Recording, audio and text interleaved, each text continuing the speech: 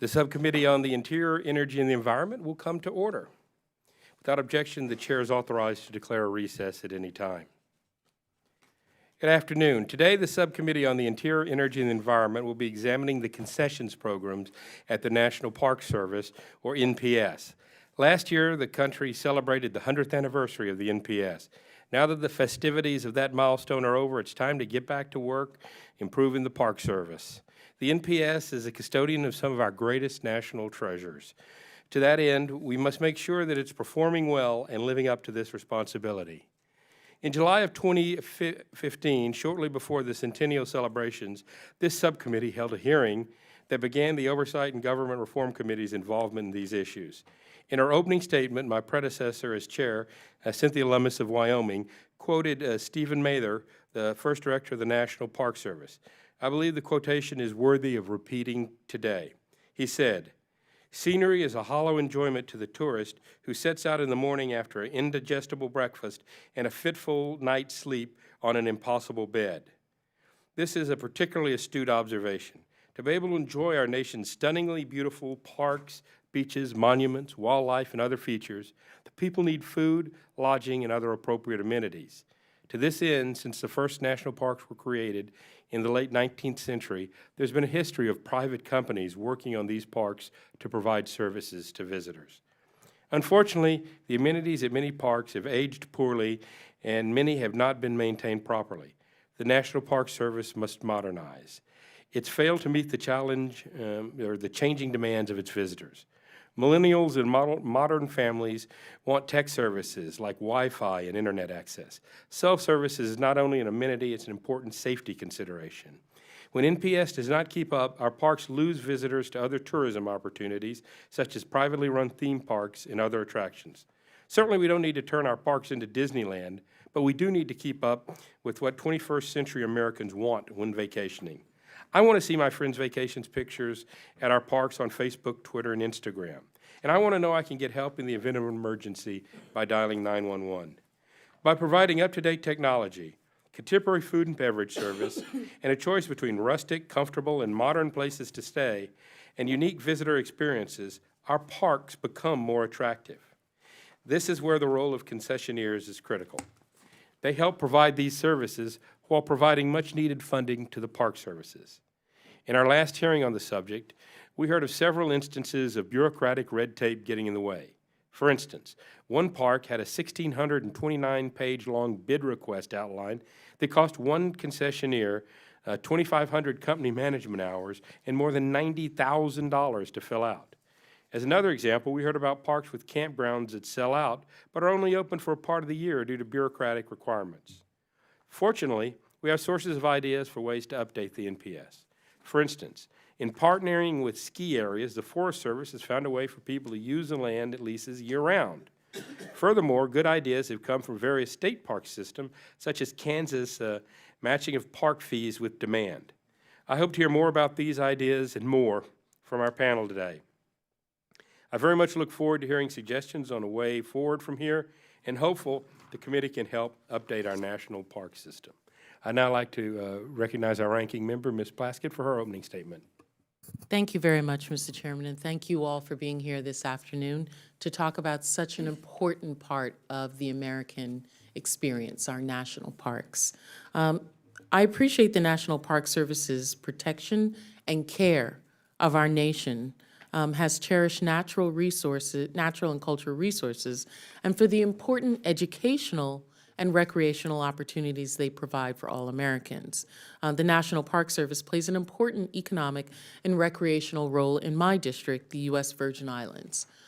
We have national parks on all three of our major islands. Well, technically, St. Croix, Hassel Island, which is off of St. Thomas, and of course, St. John. Excuse me. On the island of St. John, the Virgin Islands National Park covers approximately 60% of the island and includes the Cinnamon Bay Resort and Campground located inside of the National Park Service, as well as Keneal Bay, one of the most wonderful resorts as well. Under a new concession agreement reached last fall between the National Park Service and Redwood Company, the campgrounds are currently undergoing extensive renovations that include eliminating bare sites and installing eco-tents. The original plan called for 64 eco-tents, but after public opposition, that was reduced to 55. My office has received several complaints regarding the relocation of bare site camping and the high cost and quality of the new eco-tents. This is an example of how improvements at park sites can lessen and not improve on the visitor experience at the national parks. After the Park Service held its centennial celebration in 2017, we must ensure that the very best services are provided for the 280 million visitors that our national parks attract each year, as well as the local employment that it can provide through the vendors and through those individuals who work at those park sites and the relationship they have with the communities that are located adjacent or sometimes even within the parks themselves. Vendors play a key role in providing visitor services. They offer a wide range of recreational and retail services while helping to generate more than $1.2 billion annually in revenue for the federal government, as well as the revenues that our local economies are able to receive by visitors and individuals who come to the parks and pass through the areas in which the parks are located. Vendors also employ more than 25,000 workers and drive economic growth in the community surrounding the parks. I understand that the public is demanding more recreational and cultural opportunities during their visits to the national parks. I also understand that vendors are ready, willing, and able to provide these additional visitor services, but they've encountered some barriers. We want to understand what these are and how we here in Congress can be supportive of the vendors as well as the parks. Today, we will examine some of the challenges faced by the National Park Service and vendors in providing the best visitor experiences to our parks. Those challenges include a rigid contracting process, contracts which create negative cash flow for vendors, and the Park Service's failure to meet public demand for more services. Although the Park Service has made great improvements in its contracting process in recent years, more work can and should be done. We can always work to improve the contracting process with great cooperation between government and industry. I look forward to hearing from the witnesses as we explore possible solutions that can drive progress in these issues. Thank you. Thank you. And I'll hold the record open for 5 legislative days for any members who would like to submit a written statement. We'll now recognize our panel of witnesses. I'm pleased to welcome Mr. Glenn that's Casanama. Can you Casamassa. Casamassa, all right. You're Associate Deputy Chief of the National Forest Service for the United States Forest Service and the United States Department of Agriculture. We have Ms. Linda Lanterman, Director of the Division of State Parks for the state of Kansas. Welcome. Mr. Chris Edmonston, the Vice President of Government Affairs for U.S. Boats. And Mr. Rick Cables, the Vice President of Natural Resources and Conservation at Vail Resorts. Welcome to you all. Pursuant to committee rules, all witnesses will be sworn before they testify. Would you please rise and raise your right hand? Do you solemnly swear or affirm that the testimony you're about to give will be the truth, the whole truth, and nothing but the truth, so help you God? Thank you. Please be seated. And you can let the record reflect that all witnesses answered in the affirmative. In order to allow time for questions and discussions, we'd appreciate it if you'd limit your testimony to 5 minutes. Your entire written statements will be made part of the record. There ought to be a timer in front of you. Green light will be on for the first 4 minutes. The yellow light, much like a traffic light, means speed up. I'm just kidding there. And the red light means your time is up. So we'll start first with Mr. Casamassa. Good afternoon, Chairman Fairholt, Ranking Member Plaskett, and members of the subcommittee. Appreciate the opportunity to appear before you today regarding the Forest Service Recreation Program. We are proud of the work we accomplish with our private industry partners to provide the best possible breadth of choice and the highest quality outdoor recreation opportunities for the American people. Today, our national forest hosts 149 million visits. Since 2009, estimates of our recreation visitation has been rising by an average of about 1 million visits per year. Through their direct and ripple spending, recreationists who visit the National Forest contribute billions to the U.S. economy and support thousands of jobs. the vast majority of which are in gateway and rural communities. Outdoor recreation supports significant employment opportunities and offers a tremendous economic stimulus for local municipalities. In addition to the continued popularity of traditional activities like recreational sport shooting, hunting, and fishing, we are seeing growth in ziplining and snowboarding, off-highway vehicle use, rafting trips, or guided backcountry trips. The combination of public demand and tremendous economic contributions makes outdoor recreation one of the more challenging programs in public land management, pushing the Forest Service to seek innovative approaches in balancing the growing demand for recreation and economic interest for further development with landscape conservation for generations to come. We administer recreation special uses that enable thousands of private sector professionals to lead a range of activities on national forests and grasslands. For many Americans, these activities represent their first introduction to their national forests and grasslands, and the outfitters and guides they use are small businesses providing jobs and income. For example, approximately 4 million people visit the Coconino National Forest in Arizona, which surrounds the city of Sedona. Several outfitter and guide permits are issued to locally owned and operated businesses. One specific example of an outstanding working relationship we have with an outfitter is the Pink Jeep Tours. This small business provides about 100% of the maintenance to the Broken Arrow Road, one of the most popular 4x4 routes in the area. National Forest also hosts more than 120 alpine ski areas.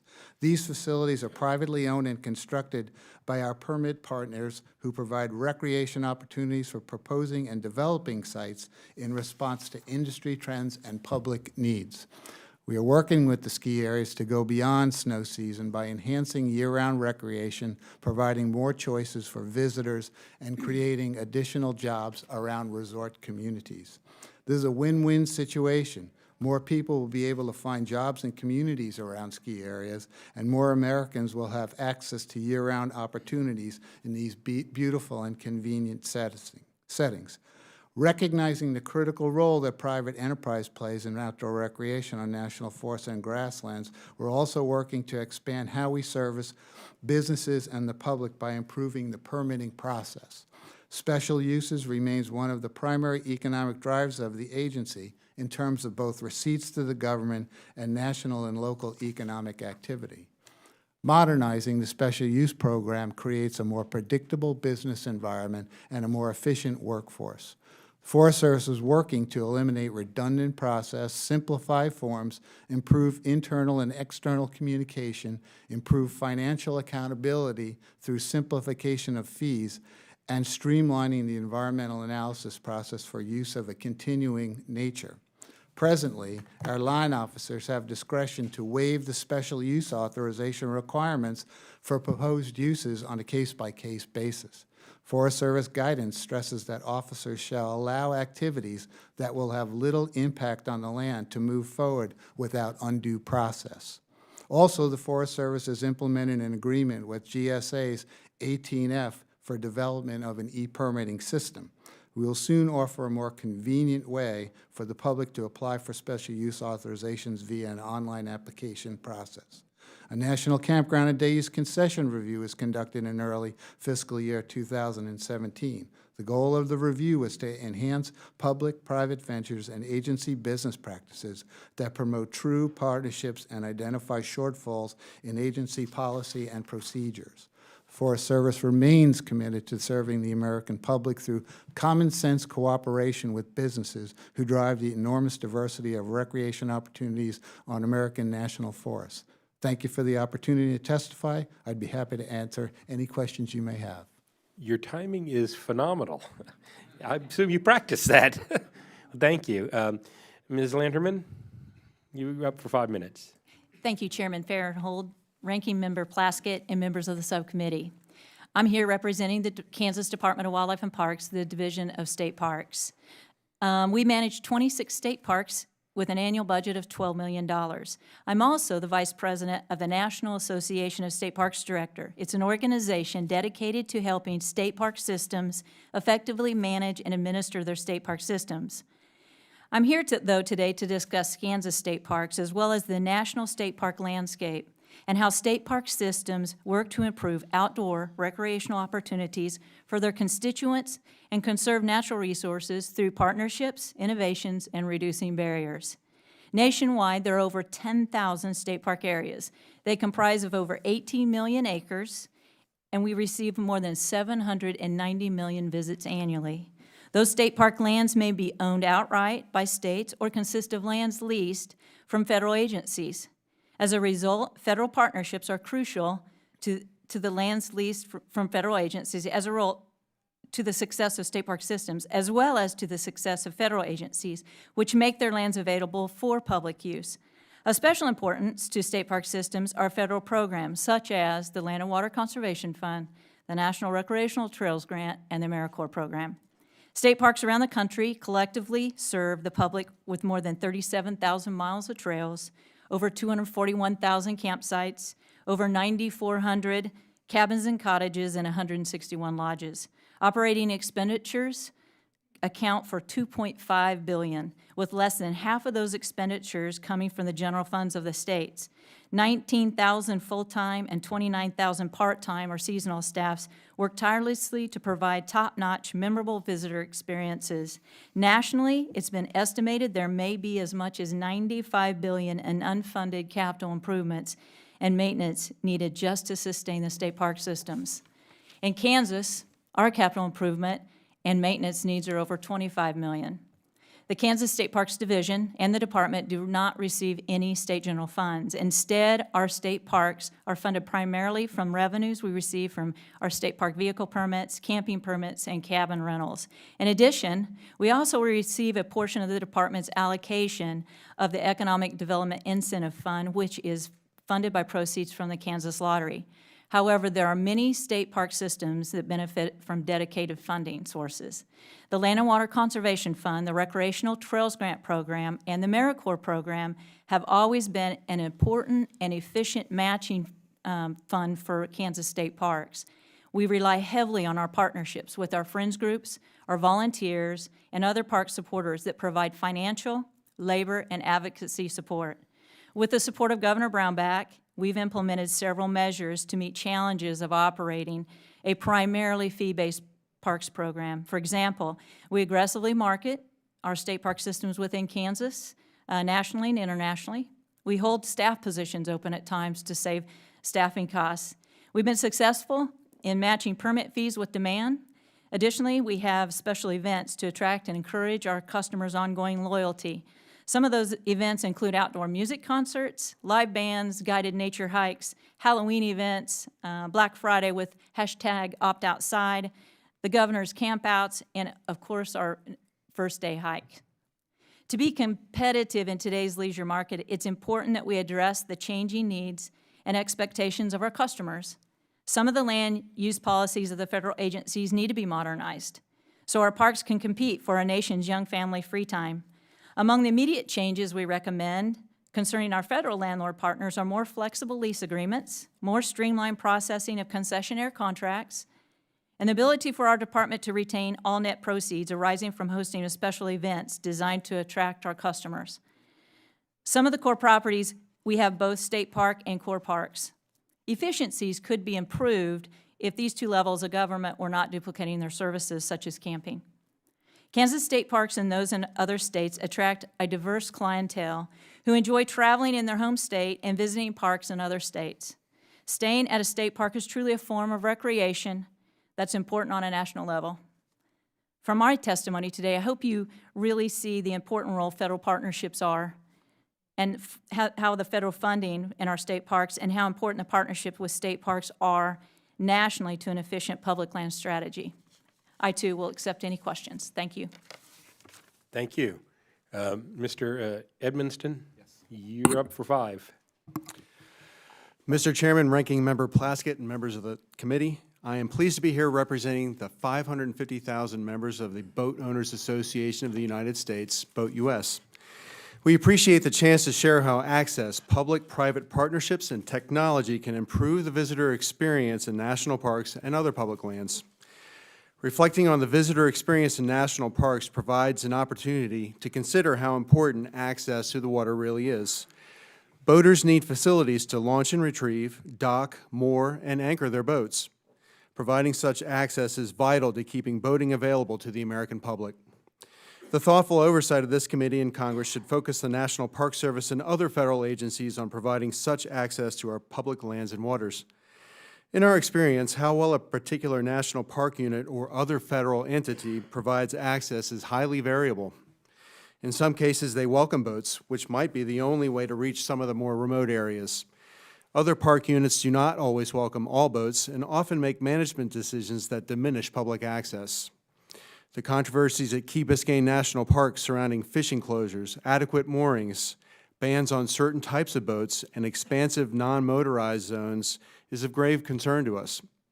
In our view, a shift in management philosophy to one that welcomes all users, not just the young and fit, is long overdue. Our current system of waterway access provides a good example of the wide range of partnerships that can benefit all of us.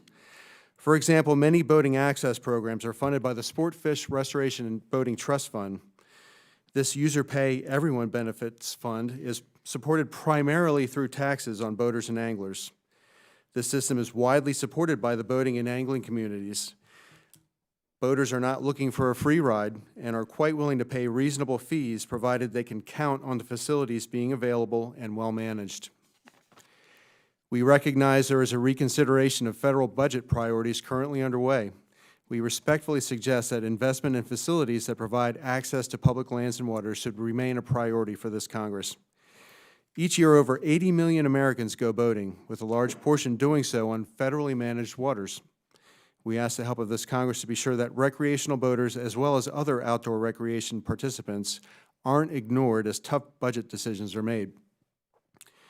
During another time of budget crunches several decades ago, the Coast Guard shifted its mission focus and ended its long-time policy of aiding recreational boaters stranded on public waters.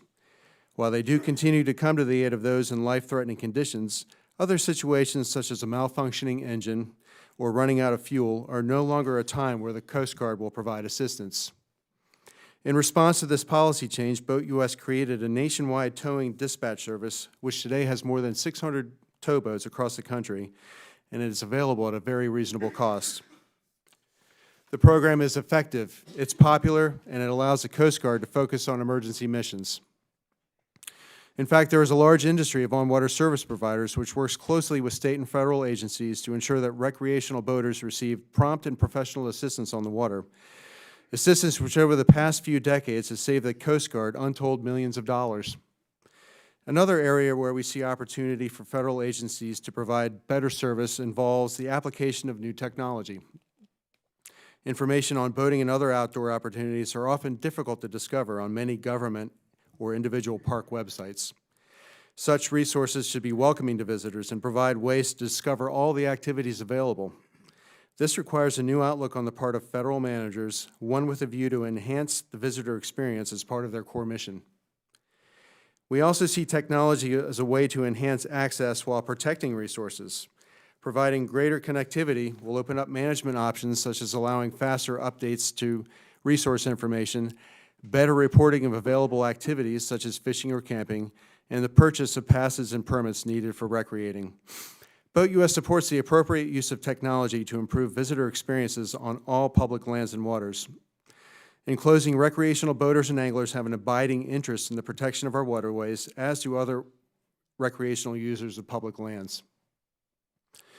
We wish to see these special places protected. We also need to be able to reach these special places in many different ways. Providing appropriate access is crucial to the long-term political and financial support for national parks and other public lands. We appreciate the opportunity to bring the voice of boaters before the subcommittee. Thank you. Thank you, Mr. Edmondson. Mr. Cables, you're recognized for 5 minutes. Mr. Chairman, Ranking Member Plaskett, and members of the committee, thank you for the invitation today. Vail Resorts operates 13 premier resorts worldwide. We have resorts in Canada and British Columbia and Australia. The others are all in the United States. We have some of the most iconic and beautiful landscapes that we operate on in the nation. And And we've learned a thing or two about managing people and providing a guest experience that I want to share today. 6 of our largest resorts are on the National Forest. And we have a 40-year permit with the United States Forest Service that lays out exactly how we can operate. It's a classic example of a public-private partnership where the federal government provides the land and our business provides the business acumen, the capital, and the operational capability to deliver wonderful experiences for the American public and our guests.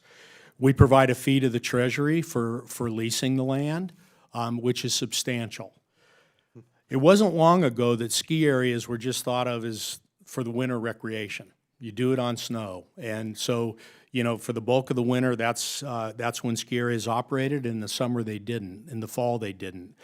The private land ski areas started changing that by offering summertime activities on the ski resorts, and including things like hiking trails, mountain biking trails, and mountain coasters, zip lines, and those sorts of activities. And so about a decade ago, we approached our partner, the United States Forest Service, with the idea, can we do that on our public land resorts? Can we actually open it up for 4 seasons? The response was yes, and it's probably better if you get some enabling legislation that helps do that. So we approached Congress, and in 2011, the Ski Area Recreation Opportunity Enhancement Act was passed unanimously in both houses. And I think that's a testament to that it just made common sense that you would use this land for 4 seasons. We have the infrastructure in place, parking lots, restaurants. They were sitting idle half of the year. We have it helps us round out the resort community's economies because we provide jobs all year round now and for our own employees. So the benefits, both from a guest experience and from an economic benefit, are significant. Our company proposed the first projects under the new law in 2014 after the regulations were promulgated. We started at Vail in Colorado and Heavenly at Lake Tahoe. We proposed zip lines, coasters, canopy tours, mountain biking trails, and a whole host of fun things to do. Our concept is learn through play. So we want people to learn a little bit about the natural environment and also have fun on these mountains. The results are spectacular. If any of you ever want to come out and enjoy a zip line at 11,000 feet, you should do it. The public loves it. The economic benefits are coming. Our guests are up in the summer versus what we had before, clearly. And we've got a partnership with the Nature Conservancy to take a percentage of our revenue and put it into conservation projects. We've worked with the Forest Service because we want uniformed rangers on the mountain. The public loves it when they're on the mountain and there's a ranger there that can talk to them about the environment, the wildlife, the forest, water, whatever questions they may have. So we're really excited about that. It's working. The challenges we have are with funding, and the way the Forest Service budgets fire suppression has eaten into the other programs like recreation, so the Forest Service is having a hard time keeping up with us. We have a proposal to solve that. If we could get legislation that allows us to keep the fees we pay local, then we can help fund the Forest Service and they can be a better partner and a healthier partner. Senator Gardner and Wyden on the Senate side are proposing this legislation and working with us on it, and we'd like to work with members of Congress here. And also, obviously, there's process streamlining that would help. We think there's ways to streamline some of the National Environmental Policy Act analysis associated with really common projects that we do. So again, I'll close by saying if you can imagine a family, maybe a single parent from Denver that gets up to Vail that's really never spent time in the mountains, getting on a chairlift in the fall with the aspen turning, getting up on the mountain and doing a mountain bike trip or riding a mountain coaster, And just hooking those people on the outdoors and recreation, that's what we're trying to do. Have fun and get people out and do it in a way that we haven't done in the past. So our partners with the Forest Service have been fabulous to work with. I can't say enough about that relationship. Thank you, and look forward to your questions. Thank you very much, and we'll start with Mr. Ross for 5 minutes of questioning. Thank you, Mr. Chairman, and I'm particularly grateful to our witnesses today to testify. I feel like I've been to most of the locations that you all have discussed today. To give you an example, I grew up traveling to national parks with my grandfather in a 1960 Airstream, which I have now restored and own. We went to the 62 World's Fair, staying at national parks. That shows you how old I am. 64 World's Fair, 67 World's Fair. But what we did is we stayed at the national parks because they were not only convenient, but they had full facilities, and the commercial market didn't. And today, the RV industry is growing phenomenally. In fact, I own 3 RVs, one of which is an antique, one of which is my boys use, and one of which my wife and I use when we travel around the country. By the time my boys were 12, they had been to all continental 48 states, and predominantly staying in national parks throughout this country. And what we've seen, though, unfortunately, is that the national park campgrounds have declined from nearly 4.5 million overnights in the 1980s to less than 2 million overnight stays in 2013. There's an opportunity being missed there, not only by the national parks, but by the citizens of the United States, because they don't have a chance to enjoy those phenomenal resources, those natural resources that are out there. So my questions are, first of all, Mrs. Lanterman, I love what you guys are doing with public-private partnerships, and I think that you hit on something there, but it's the capital requirements that are necessary. And if Kansas is like Florida and like any other state, those resources, those dollar resources are so limited. Are there opportunities for bond issues to be funded by revenues from concessionaires or things of that nature? Is Kansas looking into creative ways to finance these capital improvements? We actually do, and that's a great question. We look at bond issues, and we've also looked at our foundation for support on putting in our cabin program. Actually, our foundation helped do that, and then our governor, through the Economic Development Fund, paid those off. And so now we are reaping the benefits of those revenues. And today, as I see it here, we are still looking at a bond issue for another development in one of our bigger parks. So you have to look at all sources. You can't look at the state anymore just to fund. And in fact, because the RVs today become so, I mean, they are really, they're your home once you take the wheels off, but they're large, and the facilities in our national parks just can't accommodate them. So we have to put in the infrastructure necessary to allow this. And I guess my question is, Mr. Cables, you've talked about the Four Seasons in Vail and how you've been able to make use of a resource. What other ways can we utilize our national parks and creative financial resources to bring them up to speed so that they can accommodate today's recreational vehicles? Thank you, Congressman Ross. All I will say is that we found a way with our partner, our federal partner, the United States Forest Service, to look at creative ways to expand recreation opportunities. And where there's a will, there's a way. The Forest Service came to us when we started working on these opportunities, and we proposed some things that they didn't believe were natural resource based or went a little bit over the line.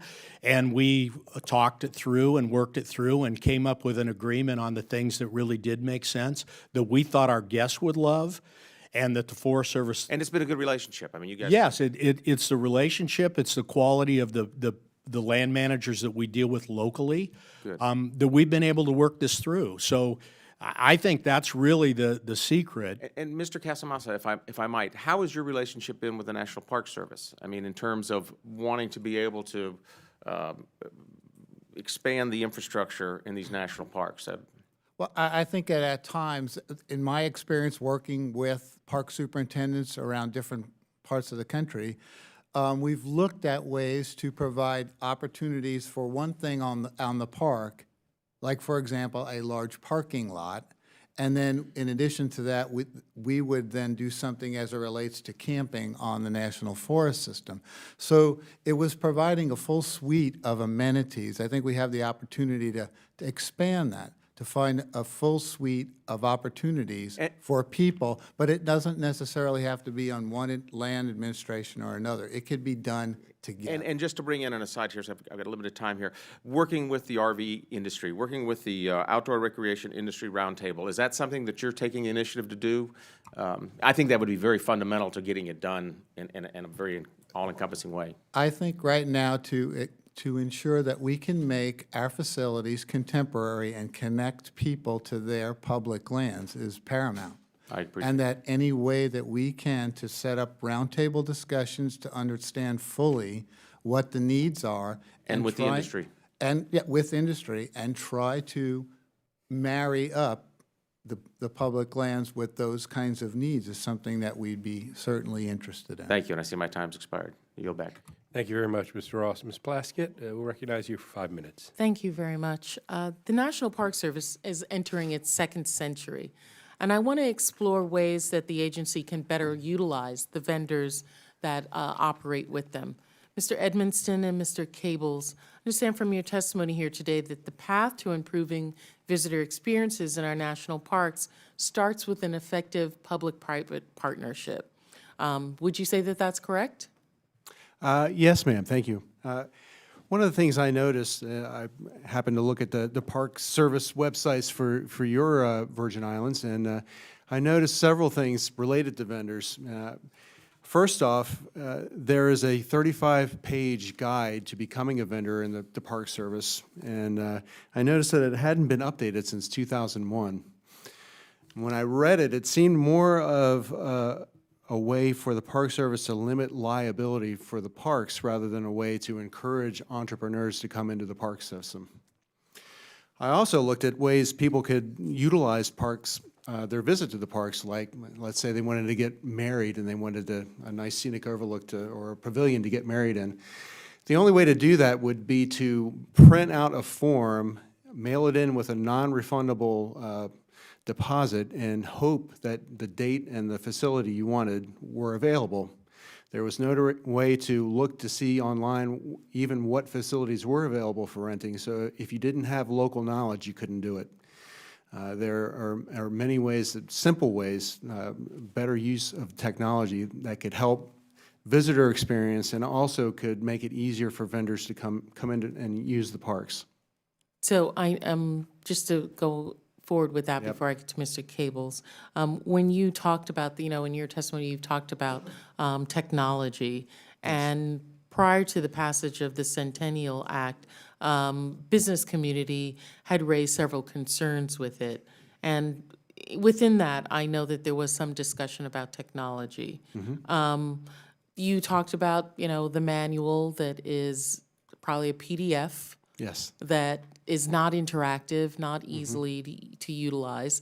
What are some of the other new technology that we know what's wrong, but what could the parks be using that would Oh, facilitate goodness, something I like will that? defer to Mr. Cables on that since he uses that on a daily basis in his business.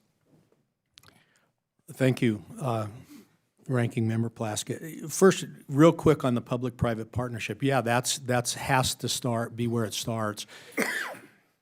The government, at least in my experience in the government, isn't the best at some entrepreneurial thinking, marketing, some of those kind of things. I think the private sector does that better. The private sector is an expert on the land management, the forest and wildlife and water science and the considerations associated with that. So if we're both playing to our strengths in a partnership, then it can really work. And I think that's been our experience. I would say on the technology, again, my expertise is more in natural resources, but we do have a program that we initiated a couple years ago called Epic Mix, where there's an app and people can track their vertical feet in a given day, and you can actually find out which lift lines are shorter than others, and it gives young people particularly, but a lot of people, the opportunity to use their phones and to use it in a way that's kind of fun and figure out where to meet and to do things along those lines. So we find that tying that kind of technology in with an outdoor experience can actually work and not diminish the outdoor experience, but actually enhance it. Yes, we have some really talented people in our company that focus on technology and how it makes the guest experience better. Okay, thank you. I think what I'm really trying to understand is if we want to have these relationships and we want to work together, I don't want us to just be beating up on the park, but really offering them some constructive support, because we know that, they have their budgetary constraints, they are a government agency, and so it's not their orientation to think this way. And how do we in Congress facilitate a way that you as vendors and you as entrepreneurs and being in this recreation and resort business can facilitate more people coming to the park? Because listen, in the Virgin Islands on St. John, we want to maintain the park, and we realize how important it is to our local economy, because when you get to St. John, you've got to come over on the ferry. That's a ferry fee for us. You're going to eat in a local restaurant. You're going to do other things, and that supports our economy. So how do we make that experience such that people are going to keep coming back? So if you all have any other thoughts, I'd just leave it up to, I see you, Ms. Lanterman, shaking your head. If you have any other thoughts, or otherwise I'll yield back after that.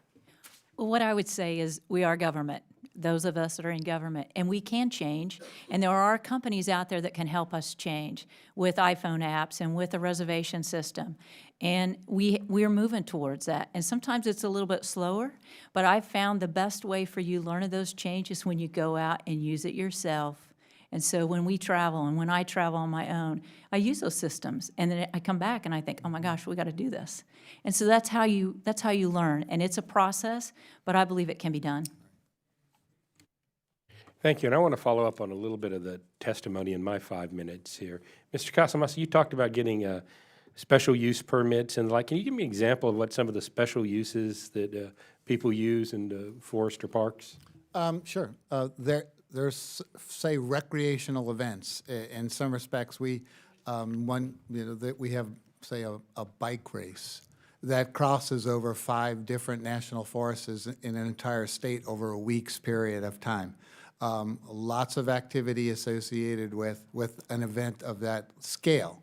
And that's one of the kinds of permits that we issue for those type of recreational events. We have outfitter and guide permits for whitewater rafting, hunting, fishing, mountain bike tours, OHV use, and the like. So there's a full suite of things that we look at when it comes to providing recreational opportunities to meet the demands and needs of people. So how do you balance the mission of preserving the wilderness with making it available to the public? This has got to be one of the biggest challenges. I've sensed in some Park Service more so than Forest Service, but this is a great national park, but for the damn tourists. I mean, how do you reconcile that? And there is, that's a very delicate balance. And one of the ways that I think about looking at opportunities, a full suite of opportunities, and maybe people only understand or are provided information about one place that provides that opportunity. If you would then provide them a full suite of, well, are you looking for a hike? Are you looking for a lake? Are you looking for that kind of setting? This is a very crowded place here. Maybe we can direct you to another location. So I think it is a lot about information. It's a lot about balancing the maintenance and enhancement of that landscape for generations to come with the use. And I think there's an interest from the Forest Service about understanding a bit more about the carrying capacity, and perhaps we should be thinking through this and maybe looking at letting the users provide that carrying capacity for an area if we feel like that the area could be maintained and there isn't any damage to the environment around it. So it's just about looking at it maybe from, in a different way that expands, I think, our opportunities. Ms. Lanterman, you work in the state parks, and I've found that states are a little bit more responsive to the public than we are here in Washington, D.C. Did you want to kind of weigh in on that balance as well? You know, we have to be. We are in the business of making sure that our customers are, have a place to go and that it's maintained, and we do our best truly to make sure that we have a loyalty of our constituent groups. And frankly, they'll tell us if we do not. And so, along with what my colleague here says, is it's an education process. We have to educate our users. You don't love and protect what you don't know about. And so that's what our process is try to educate our users when they come in so that we can keep it for the preservation for Great. years to And come. Mr. Cables, you look like you wanted to weigh in as well. Yes, I would say there are other mechanisms to do that. For example, for operating our ski mountains in the summer on national forests, we've zoned the mountain. So at the top of like the gondola, in an area that's already developed, there's hard infrastructure, the environment's been altered. That's where we'll put certain things like climbing walls, ropes courses, and some of the heavier infrastructure. And then as you get further from that location, you'll get into what we call zones 2, 3, 4, and 5, where there may just be the only appropriate use is a hiking trail. So it's a spectrum of concentrated recreation, which some people like. They don't want to get too far off, away from side of a building. But yet others may want to do a mountain bike trip or a hiking trip and get really back away from everything. So that's been, and there's a master development plan that we have to submit to the Forest Service that actually creates a zoning, and that's how we deal with that. Great. I've got some more questions, but I've only got about 10 seconds left. So I'll save them to the second round of questioning and let Mr. Raskin go for 5 minutes. Thank you for your courtesy, Mr. Chairman. Let's see, Mr. Cosmas, I was interested in something that you said just a moment ago, where you were saying that people might have a cluster of different interests. They might want to do a hike. They might want to do camping near a Civil War battlefield. Is it possible on your website for me to put in all of my different requests and then for you to send me back what your advice is for where I might go? Well, I think there are opportunities to do that. We're continue to enhance rec.gov, I think is a multi-agency website that provides I think a relatively large suite of opportunities for people to be informed, to maybe do some trip planning, to get some kind of reservations. Certainly that is unto itself a good start. Tailoring some of the more, I'd say, specific trips is something that we continue to work on. Okay. One thing that I'd like to add to that is that we recognize that providing information and education in more of a digital platform, really what I call it is, I think it adds capacity without adding any people. Gotcha. Let me just follow up with you for 1 sec. I think you're the right person to direct this to, but others can comment if they need to. To what extent are you dealing with the effects of climate change and severe weather events, and to what extent is that having an effect on the visitor experience in national parks in terms of floods, forest fires, hurricanes, severe events? Well, and a good question. I think one of the things that I've experienced prior to coming to the headquarters here in our nation's capital is I've had to manage lands that had a significant number of forest fires, catastrophic events that really impacted the landscape as a whole. In addition to that, I've seen some pretty significant flooding across a wide landscape that actually really wiped out all of the roads and access, bridges, and some of our developed sites. Where is that? In Colorado. And so that, I've seen some significant weather events that we've had to adjust our thinking around how best to site areas and be able to adjust and mitigate to the best of our ability some weather events. Thank you. I'm interested also in the question of accessibility. One of the things I've always loved about the national parks is, at least the ones I go to, people just go and they're not even paying. There might be some, I think, where people pay, but it's kept at a modest level. And I was moved by what Mr. Cable said about, doing public-private partnerships that allow for different things to go on. But to what extent is that done with an eye towards accessibility for the whole population that would otherwise be able to come and hike there? Does it suddenly become off limits to large numbers of people because it's so expensive? Just curious what you might have to say about that. Thank you for the question. The lands that the resorts that operate on National Forest System lands, they're public lands. So uses can occur on those lands as long as they don't materially interfere with our permitted use. So for example, we can be, people come up all the time in the summer and hike that don't pay a fee, don't get a ticket, don't engage in our own facilities or activities. You're not displacing them? No, You're no, we're not, ousting them. we're not, no. But how much does it cost to do your kinds of things? Like, Again, we've got one summer under our belt, and we've got a suite of products for summer. There's, the high end to do everything is like $80 to $90 range. And then we've for the got day? Is that like yes, a day for a pass? day. Uh-huh. And then we have a package. I think we call it the Little Explorer, which is around $50 for kids. So that's and you can also do things a la carte where you don't get the whole package, but you can go to a specific ride or do something along those lines separately. So, and we're still, experimenting. Like I said, we've got one season under our belt. So That's great. Okay, and my final question is about education. Is there some formal effort underway to make connections with schools in local areas, with the national parks?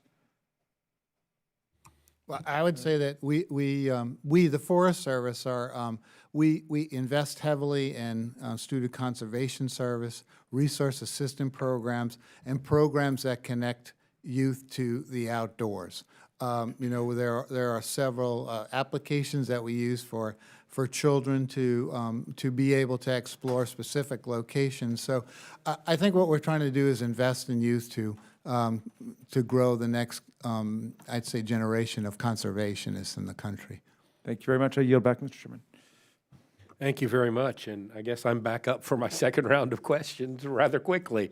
So I want to talk, Mr. Cables, a little bit about something that I've heard from various national parks and some forest concessionaires, and that's end of contract time. You've entered into, I'm assuming, a relatively long-term contract with the amount of capital investments that you have put in.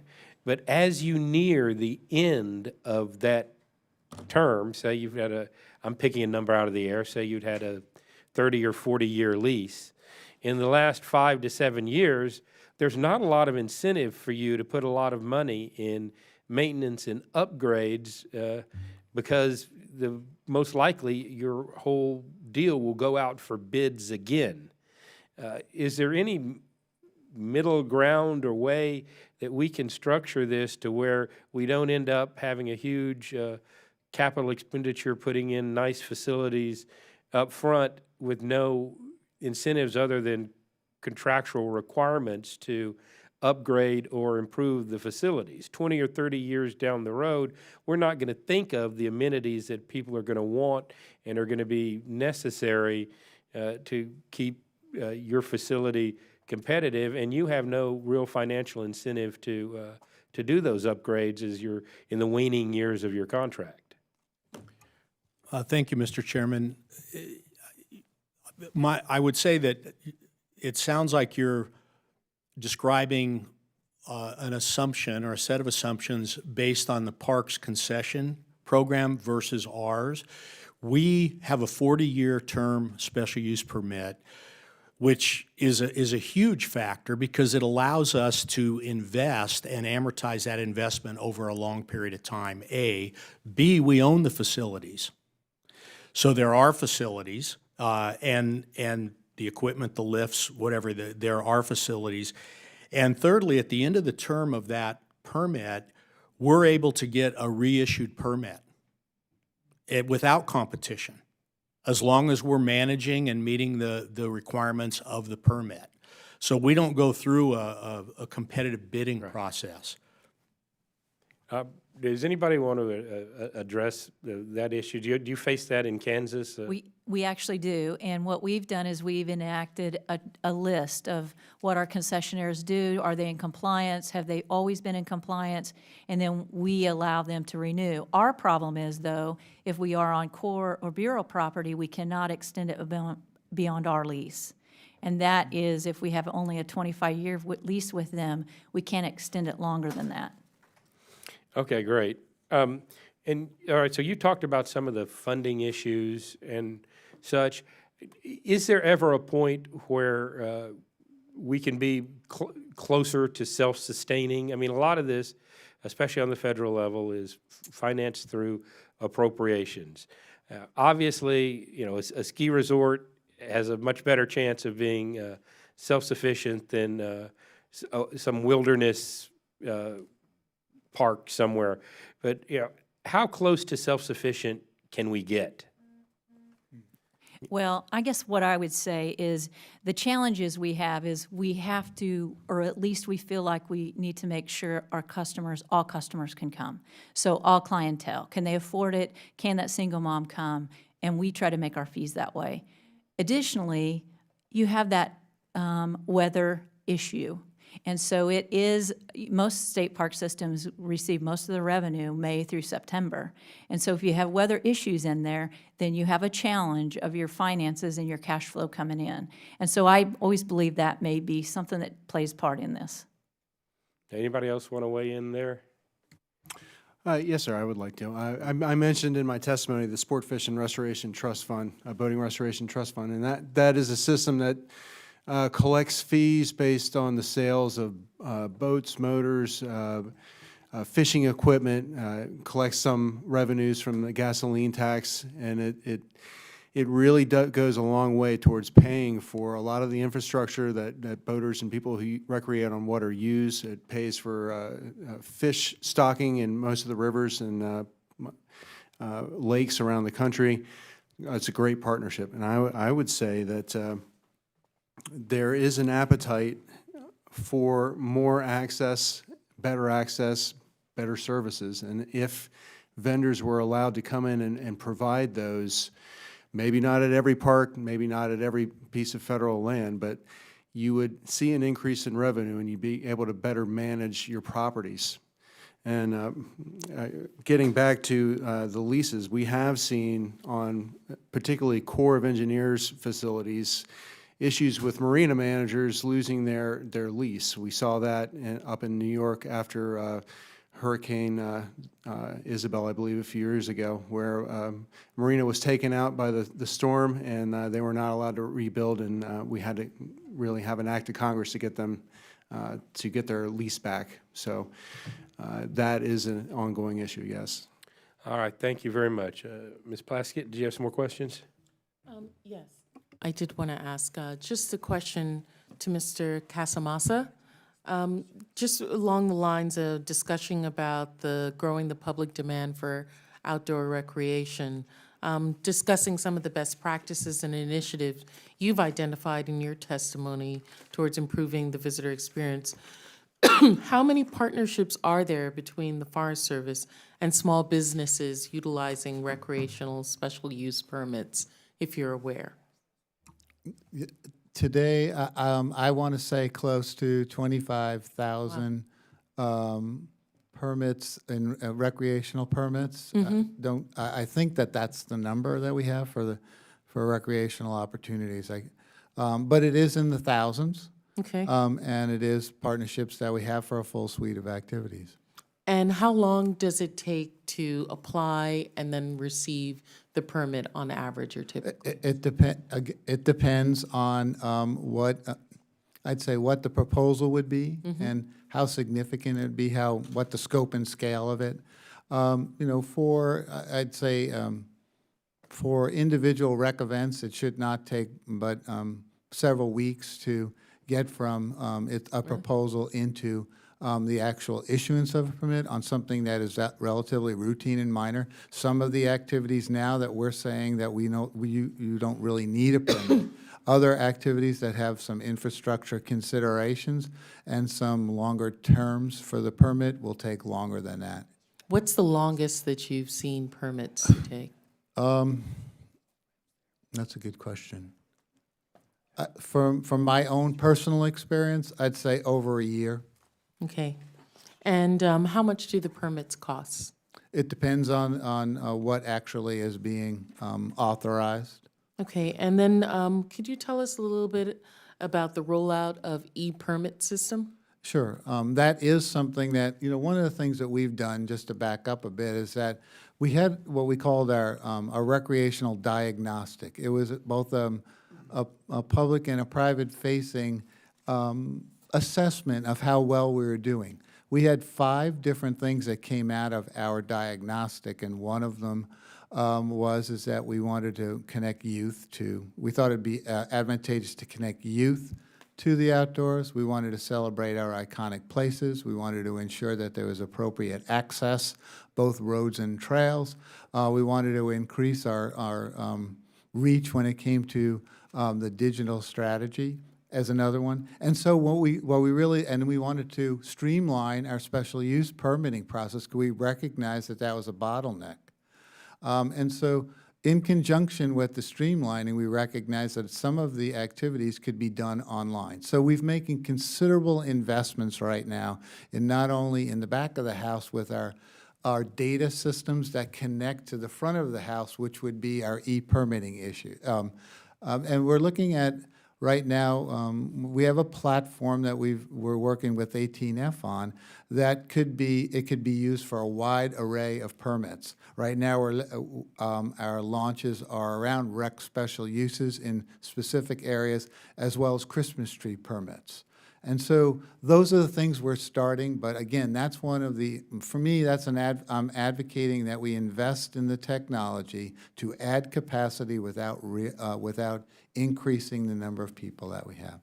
Thank you. I really appreciate the work that you all are doing, and I'm particularly grateful that you talk about the youth program and working with young people. I think that that's really important. On the island of St. Croix, we've had a really outstanding summer youth program with the National Park Service, which has been really instrumental in a lot of kids, high school students and others really getting comfortable and having a great community awareness for the Park Service that's there in their communities. Personally, one of my sons ended up, going to this program in the summer, being really involved in the restoration that was happening with our fort.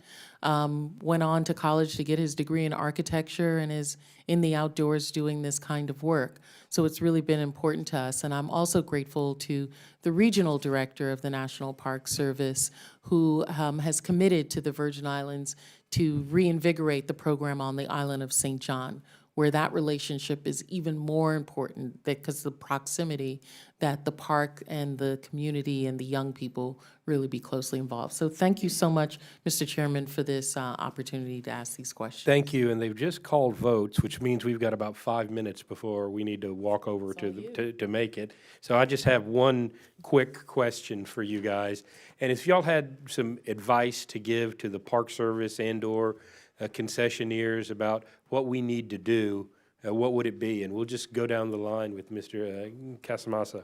I would say, and I think that I don't know everything that the Park Service is doing, but I know that they're on a trajectory to look at or assess their concession program, and I think that that's something that we did.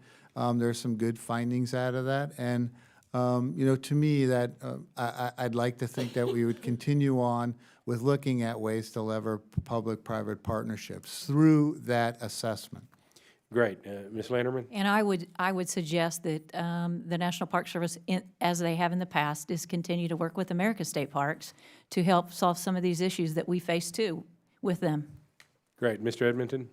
I would say it's maybe a slight change of focus and having the focus placed on how to enhance the visitor experience and how to work better with industry and other outside partners. Yes, make it better for those doggone tourists. Mr. Cables? Talk and listen to your constituencies and have an open mind. All right, well, listen, I want to thank our witness panel for being here.